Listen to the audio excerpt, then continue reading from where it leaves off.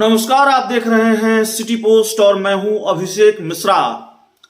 बिहार में जेडीयू और आरजेडी की दोस्ती क्या कभी भी टूट सकती है? इस दोस्ती की एक्सपायरी डेट आ गई है।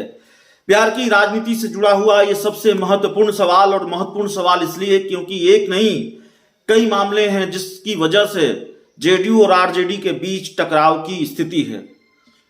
सुधाकर सिंह जिस तरह से लगातार बयानबाजी कर रहे थे और उसके बाद आरजेडी के एक और इक्के दुक्के और नेताओं के बयान सामने आए बिहार के मुख्यमंत्री नीतीश कुमार को लेकर, और खासकर अगर सुधाकर सिंह की बात करें तो जिस तरह से सुधाकर सिंह ने मोर्चा खोल रखा था या मोर्चा खोल रखा है, जेडीयू और आरजेडी के बीच पहले ही टकराव की स्थिति है। सुधाकर सिंह के खिलाफ कार्रवाई की मांग जेडीयू कर रही है और आरजेडी पर कार्रवाई का दबाव है। कार्रवाई हुई नहीं है, लेकिन आग में घी का काम किया है बिहार के शिक्षा मंत्री चंद्रशेखर के एक बयान ने। बिहार के शिक्षा मंत्री चंद्रशेखर ने रामचरितमानस को लेकर एक बयान दिया है, और उस बयान को लेकर कितना बवाल है, कितना बड़ा बवाल है, यह बताने की जरूरत नहीं है। शिक्षा मंत्री के इस बयान पर बवाल बढ़ा हुआ है।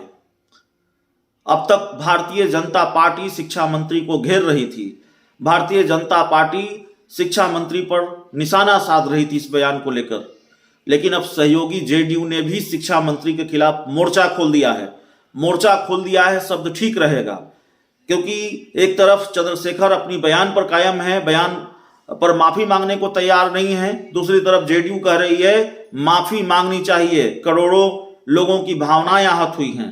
तो किस तरह की तनातनी की स्थिति है जेडीयू और आरजेडी के बीच, आपको दो ट्वीट से समझ में आ जाएगा। पहला ट्वीट है प्रोफेसर चंद्रशेखर, जो बिहार के शिक्षा मंत्री हैं और जिन्होंने रामचरितमानस को लेकर एक विवादित बयान दिया है। वो कहते हैं, मेरा बयान बहुजनों के हक में है और मैं उस पर अडिग व कायम रहूंगा। ग्रंथ की आड़ में गहरी साजिश से देश में जातीयता और नफरत का बीज बोने वाले बापू के हत्यारों के प्रतिक्रिया की परवाह नहीं करता। वे इस कटु सत्य को भी विवादित बयान समझते हैं तो ये उनकी समझ हो सकती है। बीजेपी सिर्फ विवादित बयान नहीं समझती है, इस बयान को जेडीयू भी समझती है। जेडीयू के प्रवक्ता थे, जेडीयू नेता हैं और नीतीश कुमार के करीबियों में से एक हैं निखिल मंडल।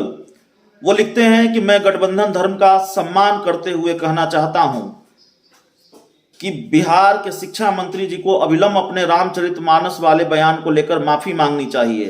राजनीति अपनी जगह पर है, पर सभी के भावना का कद्र होना ही चाहिए। निसंदेह करोड़ों लोगों की आस्था को ठेस पहुंची है। तो जेडीयू कह रही है कि करोड़ों लोगों की आस्था को ठेस पहुंची है, शिक्षा मंत्री को अविलंब माफी मांगनी चाहिए। शिक्षा मंत्री बयान पर कायम हैं और कह रहे हैं कुछ भी गलत नहीं कहा, माफी नहीं मांगूंगा। कितनी तनातनी की स्थिति है, किस तरह से आर पार की लड़ाई जेडीयू और आरजेडी के बीच है, अंदाजा लगा लीजिए। और फिर जब इस तरह की स्थिति है तो ये कहने में क्यों गुरेज होना चाहिए और क्यों ये सवाल नहीं है, इस सवाल की गुंजाइश नहीं बनती है कि जेडीयू और आरजेडी के बीच की दोस्ती अब दरक गई है या दरक रही है क्या? बहुत बहुत धन्यवाद।